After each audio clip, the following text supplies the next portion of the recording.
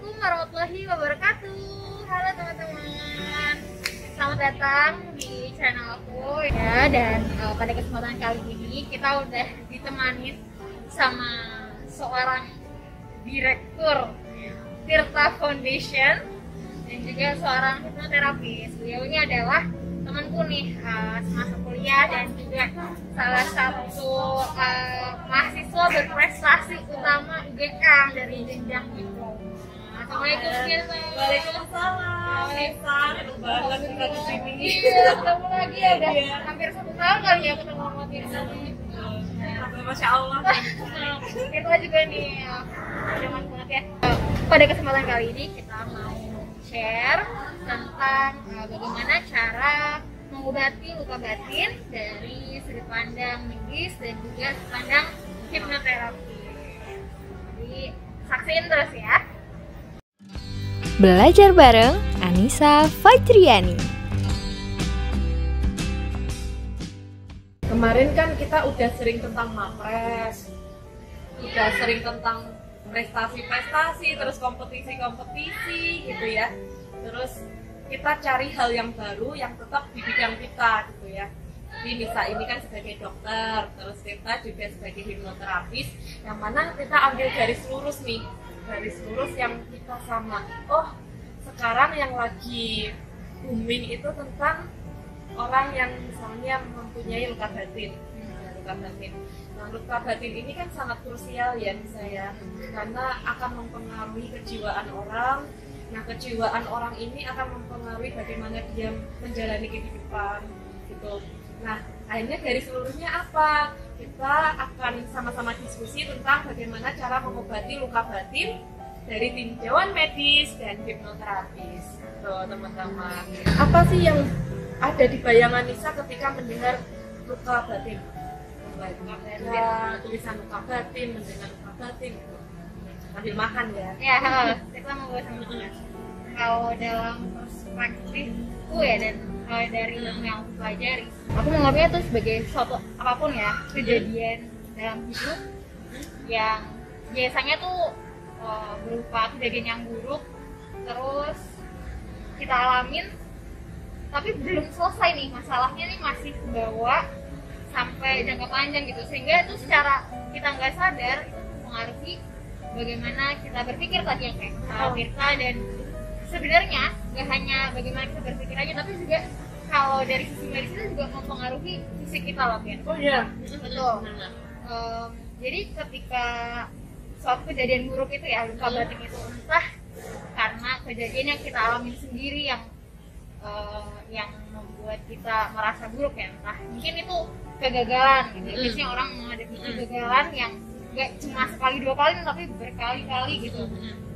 Terus itu membekas di dalam pikirannya, dalam hatinya merasa kayak aku nih gak berguna ya, aku nih kok hidup tuh selalu gagal gitu. Atau misalnya bawaan dari kecil, mungkin secara nggak sadar waktu kita kecil ada pola pengasuhan orang tua kita yang membuat kita secara nggak sadar itu trauma gitu.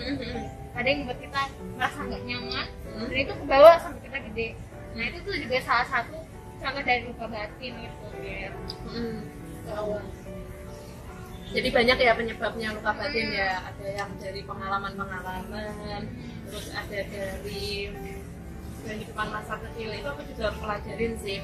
Jadi banyak sampai orang tuh ada cerita, ada anak perempuan yang benci sekali dengan ayahnya, ada benci banget sama ayahnya, tapi padahal ayahnya itu baik banget sampai kita diskusi nggak ada kejahatan dari ayahnya, tapi si anak perempuan itu kenapa benci banget sama ayahnya.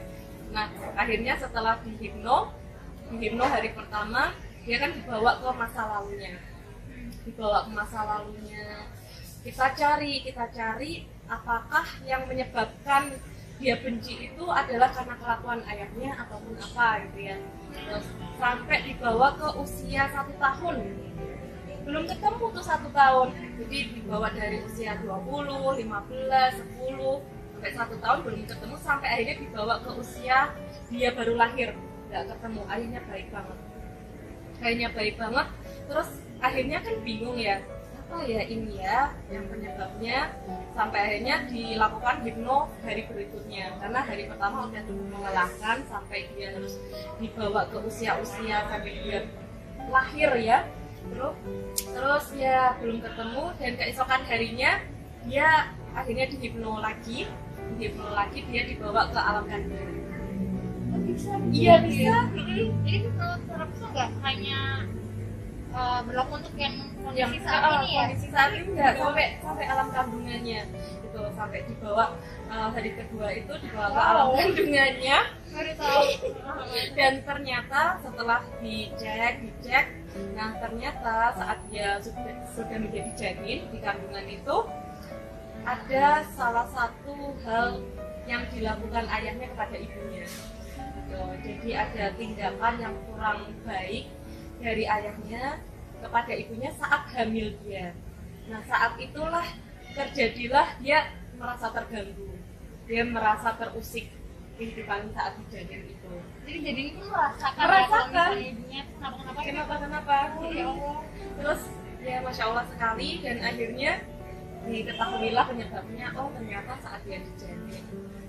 Dan akhirnya diobati dengan hipno, dan alhamdulillah sembuh, dan dia dibawa lagi ke alam saat ini, dan sekarang udah dia sama ayahnya juga udah baikan. Soalnya ayahnya sendiri juga bingung, ayah perasaan nggak salah apa-apa gitu selama mengasuh kami. Ternyata enggak, dari dia dijanin itu kita udah bisa berpikir. Ini pelajaran juga ya buat calon teman-teman yang mau berkeluarga gitu ya, bahwa ternyata tuh selama kita dijanin tuh udah mulai bisa merasakan perlakuan orang di sekitar kita gitu. Jadi kalau jadi orang tua ya harus jadi contoh yang baik. Contoh benar ya. Bahwa jangan kita berpikirnya parenting itu setelah lahir ya, enggak, bener-bener parenting sejak dini gitu. Menjadi sekarang nih. Ini Nisa nih, ya Allah, masya Allah kan Nisa ini udah menikah, jadi untuk bekalnya nanti udah benar banget nih. Jadi banyak ya penyebab adanya luka batin sendiri. Nah dari tinjauan hipno sih memang kita harus dibawa ke alam pikiran bawah sadarnya untuk memaafkan, benar-benar memaafkan gitu, namanya forgiveness gitu. Jadi karena memaafkan di mulut itu gampang ya. Iya aku memaafkan kamu, kesalahan kamu dan lain sebagainya, tapi kan di hati masih membekas ya. Nah makanya peran hipno di sini adalah membawa orang-orang yang sedang ada masalah tersebut tentang penyakit hatinya, terus sakit hatinya dan lain sebagainya itu, supaya dia benar-benar memaafkan, tidak hanya di mulut saja, tapi benar-benar dia memaafkan dari hati gitu, dengan berbagai prakteknya. Jadi nanti teman-teman kalau misalnya pengen ada luka batin atau apa, ada ilmunya untuk menyembuhkan bagaimana sampai ke hati gitu. Salah satunya di hipnoterapis gitu teman-teman. Nah sekarang Nisa mau cerita nih, gimana, ada pernah nggak orang yang sakitnya itu sebenarnya secara fisik dia nggak sakit gitu, tapi adalah karena impact ininya Ya, bisa cerita. Nisa ini kan dokter muda di FKKM KUGM, jadi cerita tentang pengalaman dia. Silakan Nisa. kebetulan ya Tir, ini kan aku barusan selesai penyakit dalam. Oh iya. Dan salah satu cabang di penyakit dalam itu ada yang kita sebut sebagai psikosomatis. Oh iya, penyakit psikosomatis. Jadi itu berbagai macam keluhan fisik yang sebenarnya asalnya itu adalah dari gangguan psikisnya. Jadi cirinya nih ada beberapa. Oh, iya, yang pertama itu adalah dia sebenarnya organnya tuh nggak kenapa-kenapa. Misalnya nih orang tuh ngerasa emah gitu ya, emah, mual-mual gitu. Tapi sebenarnya tuh lambungnya tuh waktu dicek gitu nggak ada masalah. Terus kedua, sakitnya itu banyak dan tidak pindah Tir. Jadi misalnya nih, oh aku sekarang sakit kepala banget ya, sakit kepala banget. Terus itu nanti besoknya pindah jadi sakit perut, terus jadi sakit sendi-sendi. Nah itu salah satu ciri dari psikosomatis itu, dia pindah-pindah keluhannya. Kemudian yang lain adalah ada stresornya nih, ada pemicunya itu yang dari tadi kita bahas tentang luka batin itu. Stresor. Mungkin kalau yang sifatnya baru-baru aja, misalnya nih kita contoh simpel ya, mau ujian gitu. Mau ujian itu kan jadi stresor tersendiri ya. Jadi itu bisa mempengaruhi respon tubuh kita, dan kalau kita nggak cukup tangguh untuk melawan stresor itu, nah nanti kan muncullah keluhan fisik itu yang tadi macam-macam, sakit kepala, mah dan segala macam. Berarti orangnya itu karena stresnya itu yang menyebabkan gejala-gejala itu ya. Gejala-gejala. Padahal ketika diobati medis dia nggak kenapa-kenapa. Waktu dicek-cek ini, oh ternyata orangnya apa ya? Cuma ngerasa sakitnya. Terus kalau misalnya di medis itu dibawanya di dokter atau psikiater. Nah, itu sebenarnya ada spektrumnya. Spektrumnya. Ada yang dia masih bisa diobati berdasarkan keluhannya aja. Misalnya stresnya itu nggak terlalu besar, dan apa ya, orangnya itu masih bisa diobati ya, seperti diobati dengan kita sebutnya cognitive behavior therapy. Jadi diajarin gimana sih mindset yang benar, gimana mengatasi masalah. Tapi ada beberapa kondisi yang ibaratnya ini ambang batasnya, dia udah kelewatan tuh, stresnya udah tinggi banget. Nah itu perlu periksa ke psikiatri untuk penanganan lebih lanjut. Iya gitu. Tapi aku btw mau nanya juga, tadi kan kita bilang kalau apa ya, hipnoterapi itu bisa jadi salah satu cara ya, salah satu cara untuk kita mengobati luka batin. Tapi sebenarnya kalau prosesnya tuh ada nggak sih tahapan-tahapan memaafkan? Tadi kan kita bingung ya, memaafkan itu seringnya tadi di mulut aja, tapi sebenarnya ada nggak sih tahapan-tahapan dalam memaafkan gitu? Apakah memaafkan tuh sama dengan kita tuh melupakan kesalahan orang lain atau enggak sih? Bagus banget nih pertanyaannya, karena terkadang orang kan juga masih bingung ya, bagaimana ya kalau namanya sakit pasti dibawa ke dokter, jadi dibawa ke psikiater atau lainnya, curhat biasanya ke psikolog gitu ya.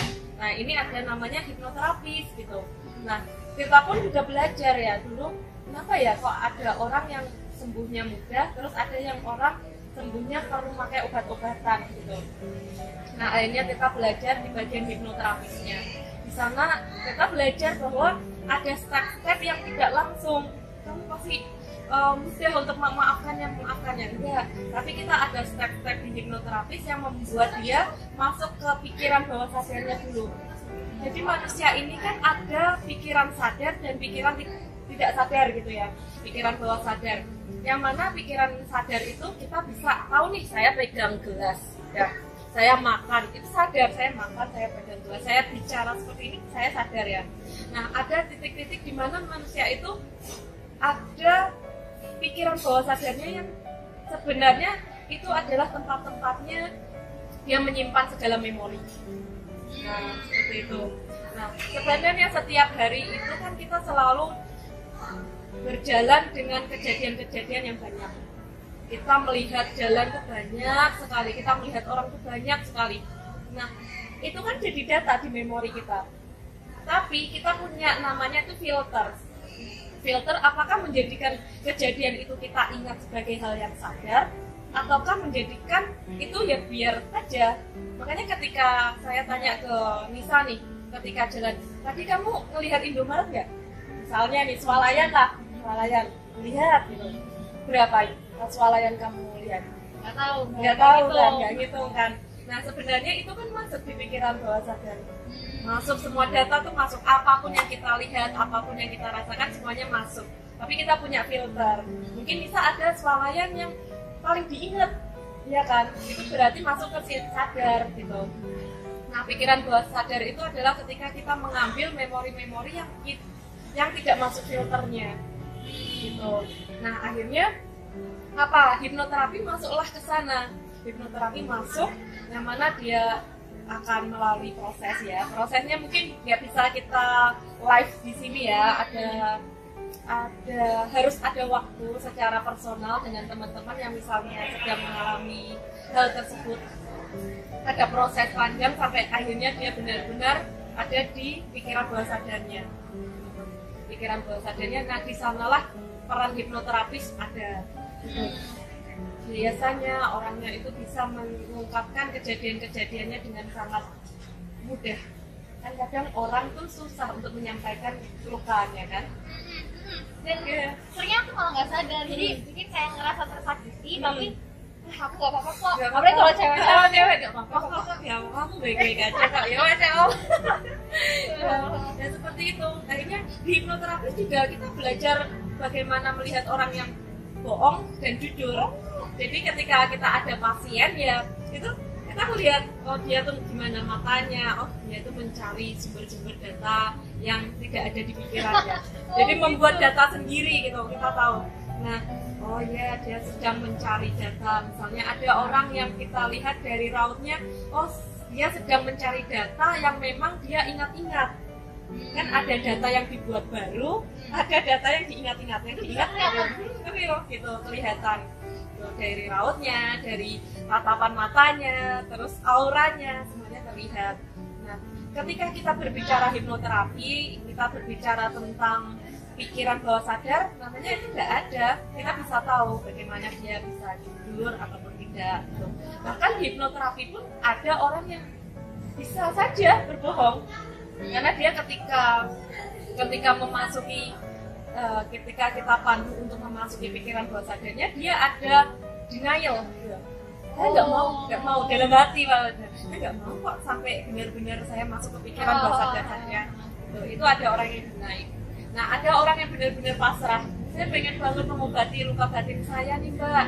Saya pengen banget bisa sembuh karena dengan adanya kesakitan ini saya jadi gampang nangis, gampang mengingat kejadian itu, saya stres sendiri. Dia benar-benar memasrahkan diri. Kayaknya mudah untuk masuk ke pikiran bawah sadarnya, dan ketika kita bantu untuk obati, dia mudah. Gitu. Berbeda dengan orang yang denial, ketika ditanya apa, dia mencari lagi data. Makanya kebanyakan orang yang ketika diobati luka batinnya sama hipnoterapis, memang kita cari tempat yang personal. Karena nggak semua orang tuh mau dipublish masalahnya. Cukup berdua antara hipnoterapis dan kliennya. Gitu. Makanya di sana diobatilah dengan cara dia dibiarkan untuk menceritakan kejadiannya.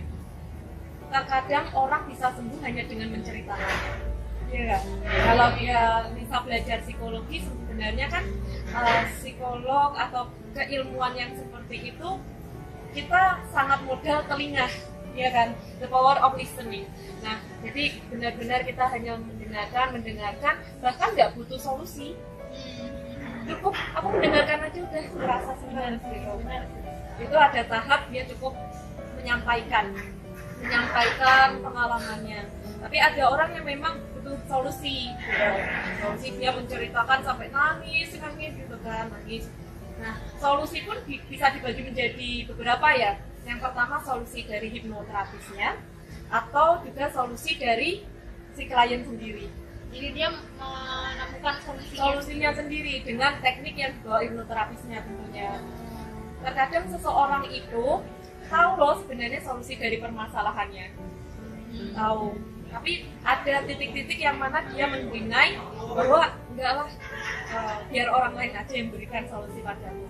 Jadi kita tahu, misalnya kita ada permasalahan, ujianku nilainya kurang bagus nih, ya kita tahu solusinya harus belajar, harus mentoring sama orang gitu, tahu solusinya. Tapi terkadang kita kan cari mentor gimana ya supaya ujian saya itu nilainya bagus gitu.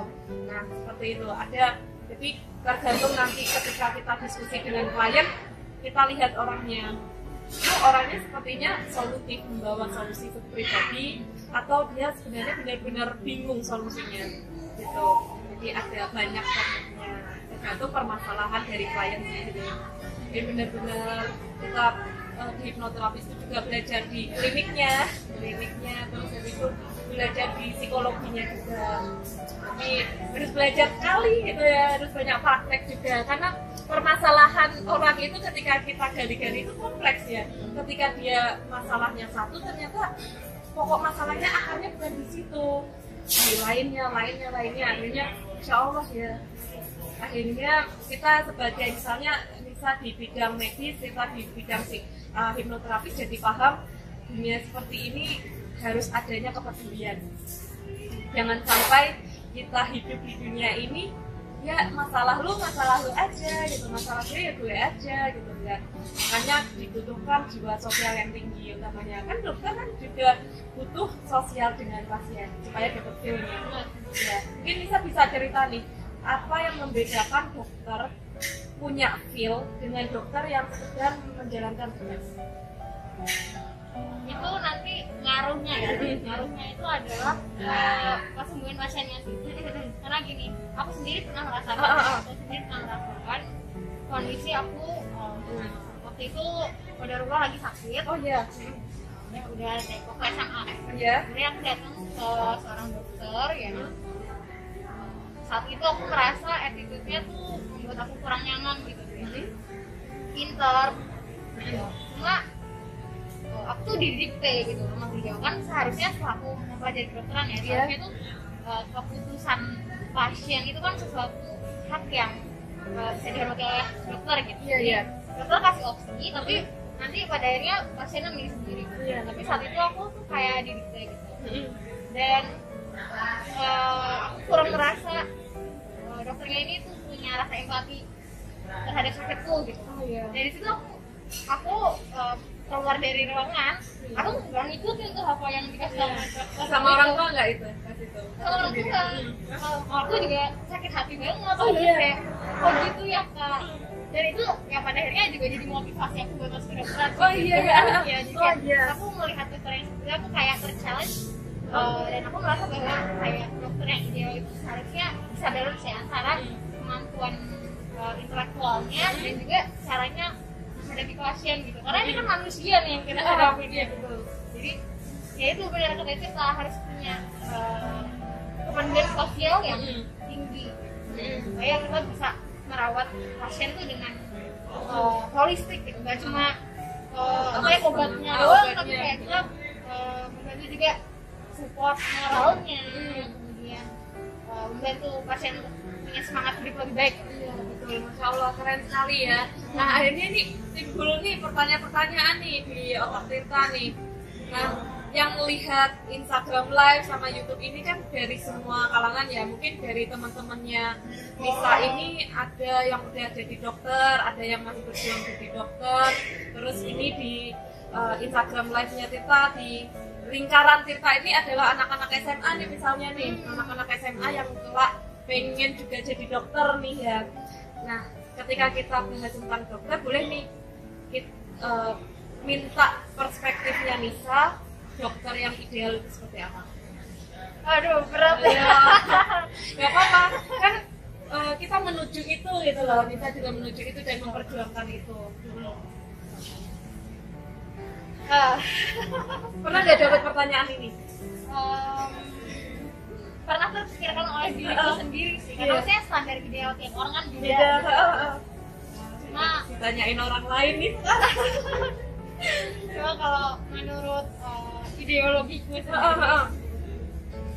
sendiri, dokter itu semestinya betul membantu pasien untuk ini ya, menyembuhkan penyakitnya, tapi lebih penting, lebih utama daripada itu adalah nunjukin kekuasaan Allah gitu, bahwa Allah itu yang maha menyembuhkan dan dokter itu hanya sebagai perantara.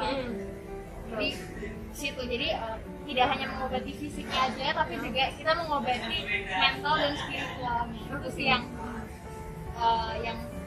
apa ya, sosok dokter yang pengen banget aku menuju ke sana gitu, pengen banget. Ada lagi ya? Itu sih yang gambaran bisanya sih itu. Masya Allah gitu, keren banget. Jadi bagi teman-teman harus timbang nih ya, intelektualnya juga harus, karena nolong nyawa orang ya, tapi juga ngajak ke spiritual juga. Nah berbicara tentang ini, bicara pengalaman sih Miss ya, nggak apa-apa ya, pengalaman. Jadi Tirta itu dulu masa SMA-nya kan ngerawat nenek sakit dan akhirnya hari-hari itu banyak di rumah sakit. Jadi buku-buku, terus peralatan tulis, laptop, semuanya di rumah sakit. Jadi kita benar-benar tidur di rumah sakit, terus mandi di rumah sakit untuk sekolah, terus gantian nanti pas sekolah ibu yang jaga nenek atau keluarga gitu kan. Terus akhirnya di rumah sakit itulah benar-benar banyak pembelajaran yang kita dapetin gitu. Karena misalnya salah satunya nih ada beberapa pembelajaran. Yang pertama, kepedulian orang di sekitar kita. Jadi ngelihat gitu ya Allah, ini ada ibu yang merawat anaknya yang sakit, atau anak merawat ibunya, terus nenek dirawat sama cucunya dan lain sebagainya. Itu Masya Allah gitu, ini kepedulian orang lain kepada kita gitu ya, yang sakit gitu. Terus yang kedua, hikmah yang didapatkan adalah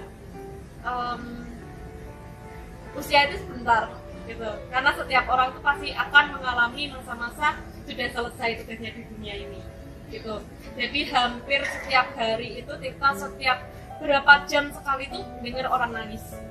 Mungkin kan Nisa juga nih yang setiap hari kan kerja di rumah sakit nih, jadi nangis misalnya ada anaknya yang meninggal, terus habis itu keluarganya yang meninggal gitu.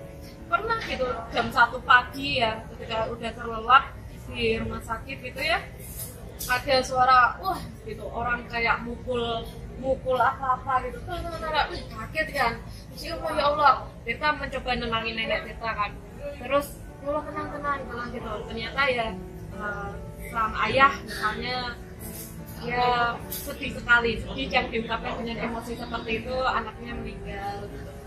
Dan banyak kejadian-kejadian seperti itu yang membuat kita semakin yakin ya Allah, setiap manusia tuh usianya sudah ditentukan, tapi kita punya pilihan untuk memanfaatkan usia itu untuk apa gitu kan, untuk kebaikan, untuk bermanfaatan dan lain sebagainya. Pembelajaran di rumah sakit itu benar-benar yang buat kita juga mempressure diri ya, ayo waktu dikit harus semangat dalam mengalirkan kebaikan. Bisa juga kan ya, rasain banget itu tiap hari, tiap ketemu pasien, apalagi kalau ya itu ya dengan berbagai cerita yang menyentuh hatinya, itu mesti jadi suatu pembelajaran baru yang bikin kayak bisa jadi tuh besok aku loh ini udah ngapain aja nih selama ini di hidup gitu, udah lebih berat pahalanya atau biasanya ya, nih benar-benar pelajaran banget ya. Ya. Nah teman-teman ini yang mau nanti jadi tenaga kesehatan, perawat, dokter ataupun apapun profesinya, sebenarnya nggak harus di kesehatan, kita harus ambil hikmah-hikmah di setiap profesi yang kita geluti gitu. Yang pastinya hikmahnya harus tetap berfokus juga di nilai spiritual, karena bener ya Nisa ya, kalau spiritual itu mempengaruhi spirit kita kan ya, spirit gitu. Nah, jadi itu salah satu prinsipnya. Juga lagi nih ada pembelajaran nih yang mungkin kalau Nisa udah lakukan ya alhamdulillah, kalau misalnya belum nanti setelah ini ya. Jadi Tirta lama banget sebenarnya kita menjalani kehidupan di rumah sakit itu, ya sekedar di nenek ya, tapi di orang-orang lain kita usahain untuk ada ketika orang-orang itu membutuhkan, utamanya di saat sakit gitu ya. Jadi pernah melihat misalnya orang-orang itu ketika menjadi pasien kan kita diskusi ya, bukan diskusi bahasanya kalau gitu ya, kita ngobrol-ngobrol dengan pasien-pasien gitu ya. Dan mereka muslimah, tapi ketika udah azan sholat kan di rumah sakit juga ada ya, ada beberapa rumah sakit yang ada masjid atau musolanya, azan sholat mereka nggak sholat.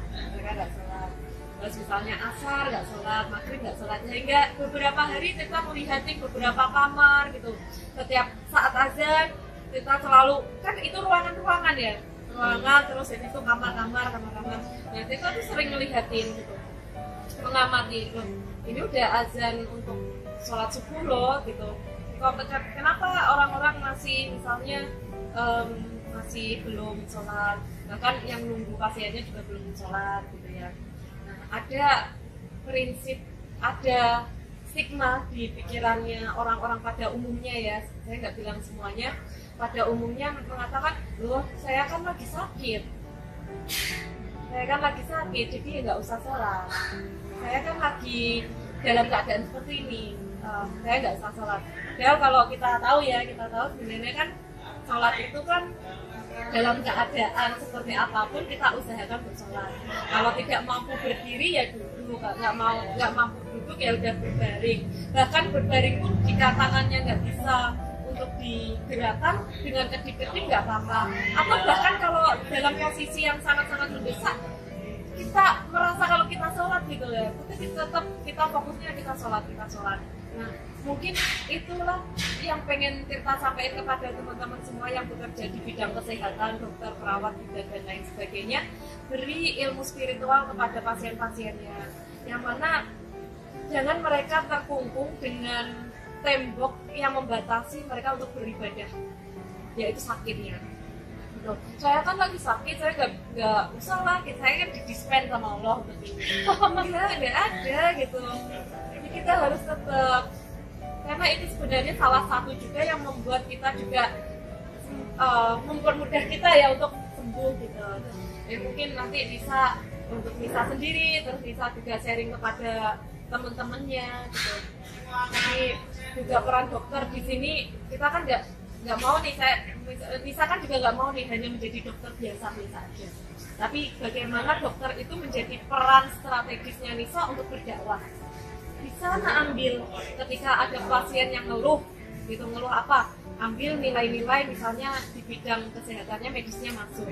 Setelah itu kan pasti pasien tuh sering cerita masuk lagi ke bidang spiritual, emosional masuk, sehingga ya Allah itu ladang dakwahku satu.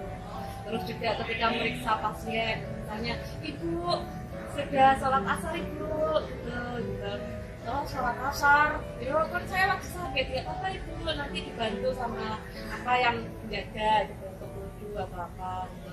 Kalaupun nggak bisa ke kamar mandi, nanti pakai itu debu aja gitu. Nah di sana ladang dakwahnya. Apaan itu dok? Gitu kok wudhu pakai debu gitu kan? Terus ya dijelasin. Masya Allah ya.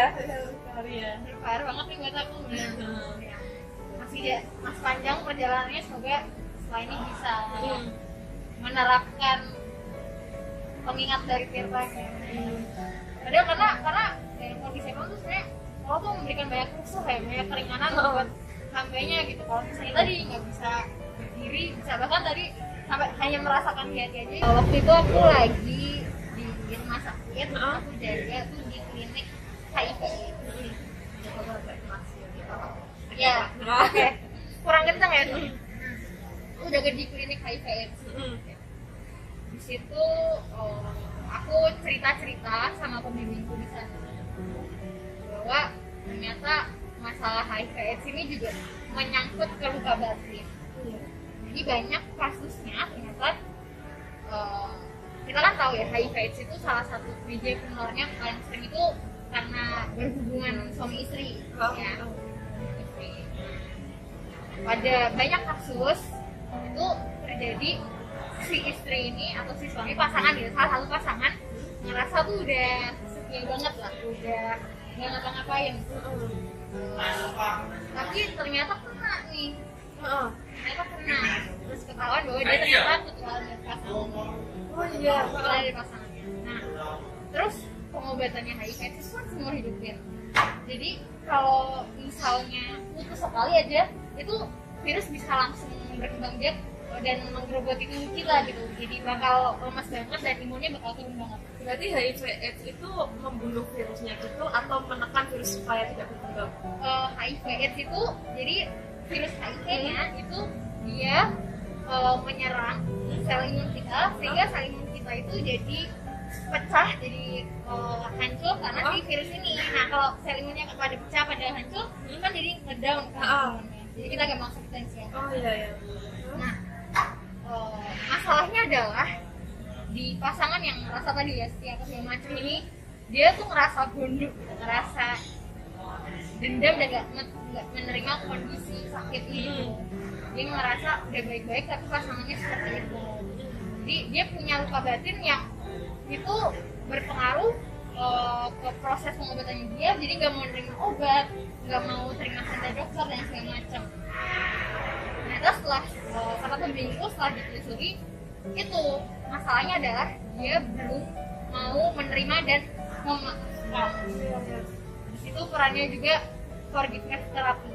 Jadi kalau misalnya kita punya masalah sama orang ya, punya masalah sama orang dan mungkin dalam kondisi tertentu nggak bisa diomongin baik-baik untuk diselesaikan masalahnya, terus kita masih nyimpan itu perasaan nggak enak, perasaan dendam, kita nggak mau maafin orang itu sebenarnya tuh yang rugi tuh diri kita sendiri gitu. Karena katanya pemimpin gini, kalau kita nggak bisa memaafkan orang lain itu berarti kita belum cukup egois untuk diri kita sendiri. Karena orang lain yang salah, yang menyakiti kita itu bodo amat, nggak peduli kita mau memaafkan mereka atau enggak. Tapi ketika kita memaafkan itu tuh efeknya untuk diri kita sendiri, kita jadi lebih enteng menjalani hidup, kita jadi secara fisik juga bisa lebih kuat gitu. Jadi ujung-ujungnya ketika memaafkan itu manfaatnya untuk diri sendiri gitu. Itu yang pelajaran aku dapetin banget waktu kemarin. Berapa lama itu di klinik HIV? Kemarin itu aku 10 minggu, cuma kan 10 minggu tapi muter-muter gitu. Oh, iya. Nah, kalau di klinik itu sekitar 2 atau 3 kali gitu aku kesana. Cuma itu selalu ada pembelajaran baru tiap aku ke sana. Kalau orang HIV itu mereka di opname gitu atau mereka pulang pergi sih. Jadi nggak ada nama opname gitu ya? Opname itu dilakukan kalau misalnya tadi ketika dia imunnya drop, terus ketika imun drop kan banyak penyakit bisa masuk. Oh iya. Banyak bakteri, virus, jamur bisa kena. Nah, kalau penyakit infeksi ini itu terus bikin dia jadi down yang harus pasang infus sama segala macam, nah itu baru pasiennya di opname. Tapi kalau rutin minum obat tiap hari, nah itu bisa cuma dia dan tetap menjalani hidup seperti biasanya. Berarti orang HIV itu harus selalu di obat? Iya, harus terus-terusan. Obatnya itu menekan supaya virusnya tidak berkembang ya? Iya. Terus gimana dong? Ada yang cerita orang itu kena luka batinnya dari pasangannya gitu, terus dari tinjauan klinik biasanya mereka pakai ilmu pribadi atau ke psikiater atau ngajak kolaborasi gitu. Nah, kalau itu tergantung ke preferensi pasiennya sih ya. Cuma kalau yang aku lihat dari dosen-dosenku gitu, sebagai dokter ya itu kita tuh jadi garda terdepan. Jadi kalau misalnya udah kasih obat dan kita bisa kasih masukan-masukan yang bisa bisa mempengaruhi pikirannya untuk menjadi positif, untuk memaafkan itu, maka cukup di situ. Tapi kalau ternyata nggak bisa, biasanya nanti dokter akan coba refer yang ngajak temen yang lain, entah itu dari psikiater atau kalau misalnya pasiennya memang punya preferensi untuk hipnoterapi gitu, misalnya itu bisa. Balik lagi ke preferensi pasien. Biasanya itu mengajak orang yang disalahkan itu atau gimana? Nah, itu aku belum menyaksikan langsung sih ya. Jadi aku kurang tahu di sana, tapi sepemahamanku memang lebih baik kalau misalnya duduk bareng.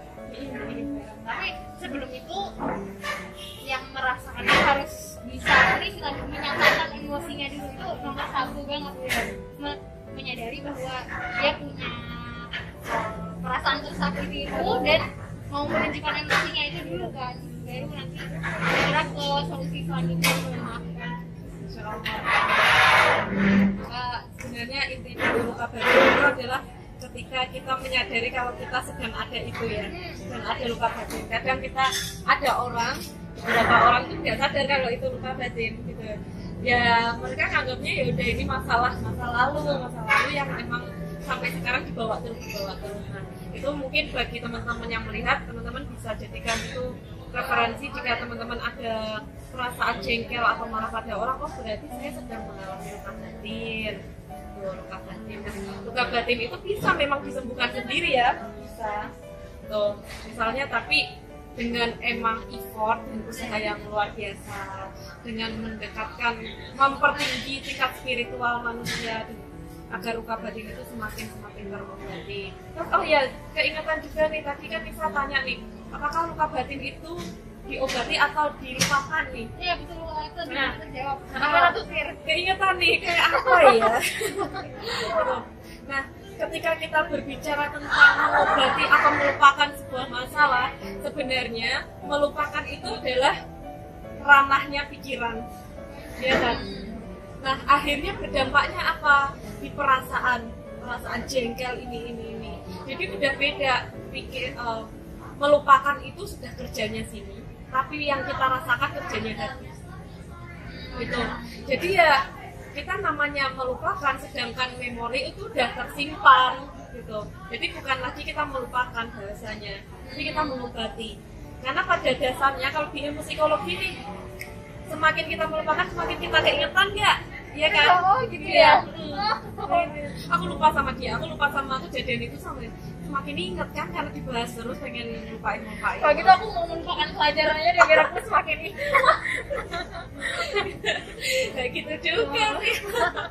Terus ya itu, jadi nggak usah bercita-cita untuk melupakan sesuatu, melupakan kejadian-kejadian, karena semakin dilupakan semakin itu hasil untuk diingat kembali, di-recall lagi untuk diingat. Nah, dicobalah bukan untuk melupakan tapi untuk menerima.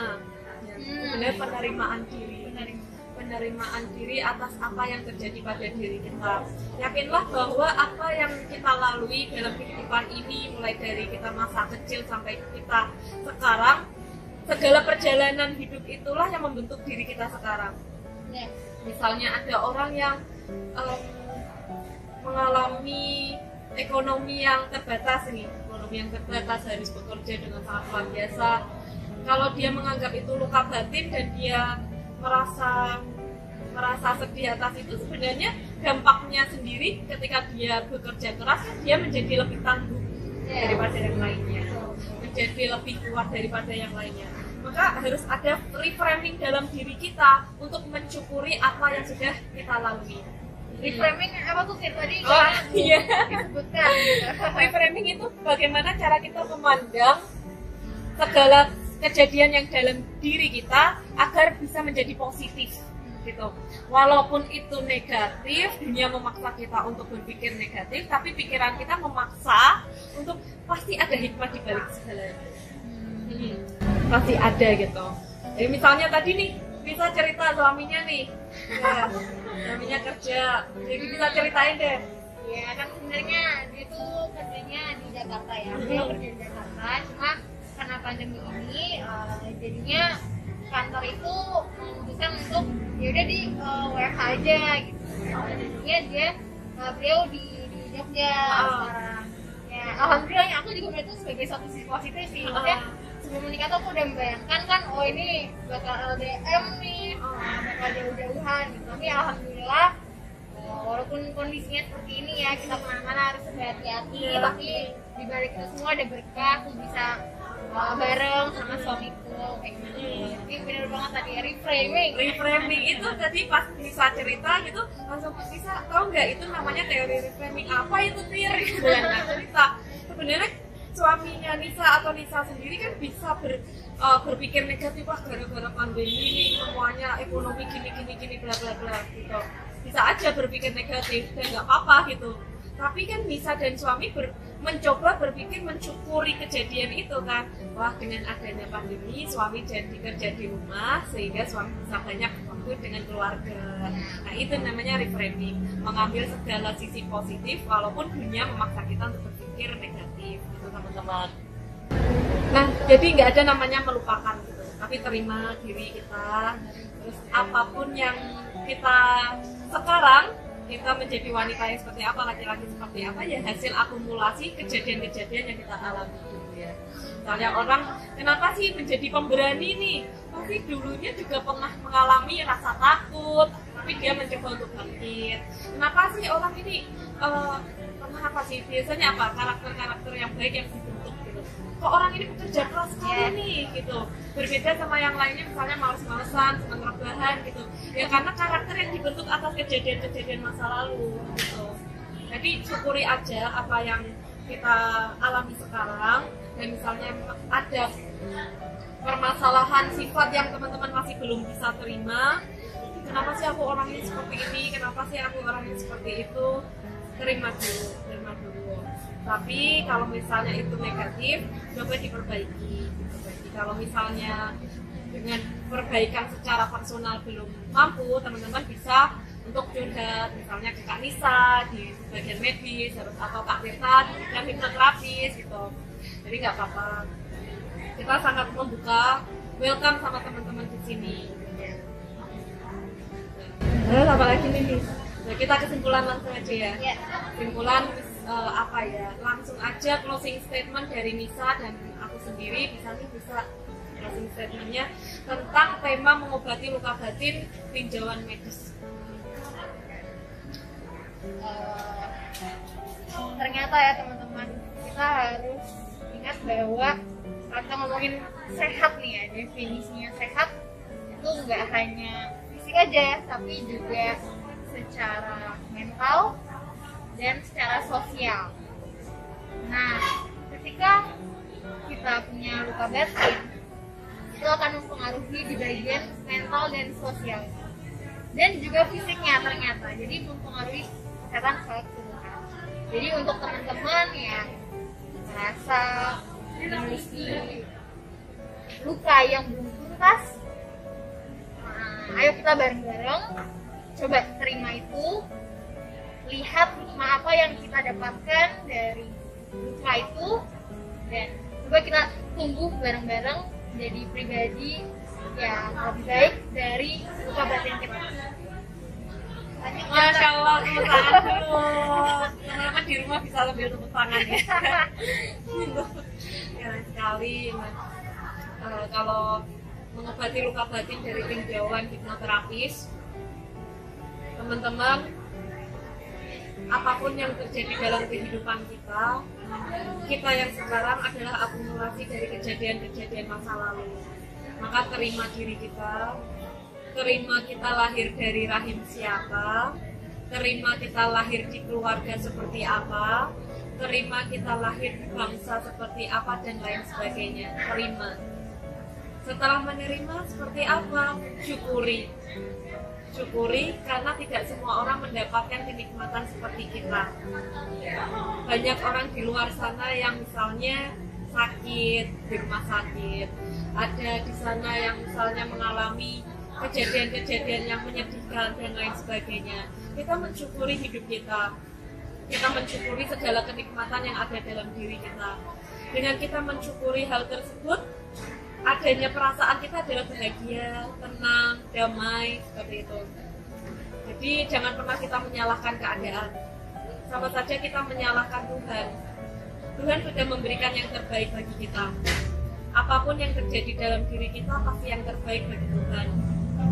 Sekalipun itu bukan kehendak kita, tapi dengan kita menerima dan mensyukuri segalanya, insya Allah akan dimudahkan dan dikuatkan oleh Tuhan. Dan teman-teman, jangan pernah merasa sendiri. Teman-teman nggak sendiri kok.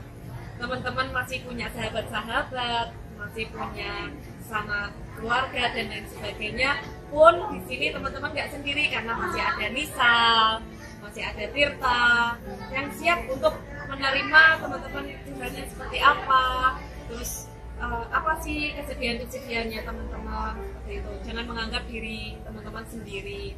Karena terkadang penganggapan diri sendiri itu menciptakan kesepian. Kesepian itulah yang membuat energi-energi negatif itu masuk. Tuh. Walaupun sebenarnya nggak sendirian, tapi merasa sendiri itulah yang membuat orang menjadi mudah untuk dimasuki energi-energi negatif. Maka teruslah merasa bahwa diri itu pasti ada temannya, ada yang menjaga. Selalu tingkatkan spiritualitas. Karena spiritualitas itu adalah alasan kenapa kita bisa spirit bersemangat. Dekatkan diri kepada Tuhan, dekatkan diri kepada pedoman yang sudah Tuhan berikan, kitab sucinya, Al-Qur'annya, dan lain sebagainya. Dekatkan diri dengan keluarga, sahabat, dan lain sebagainya, supaya kita bisa menjalani kehidupan dengan bahagia, damai, dan tenang. Amin. Ya Allah, mendapatkan banyak sekali insight ya dari Tirta hari ini. Dapat dari Nisa Selalu deh, selalu menyenangkan kalau saya sama Tirta tuh. Ya, semoga apa yang kita obrolin sore ini bisa diambil manfaatnya sama teman-teman. Kita bisa bareng-bareng belajar untuk mengobati luka batin ibu ya. Kami akhiri ya. Assalamualaikum warahmatullahi wabarakatuh.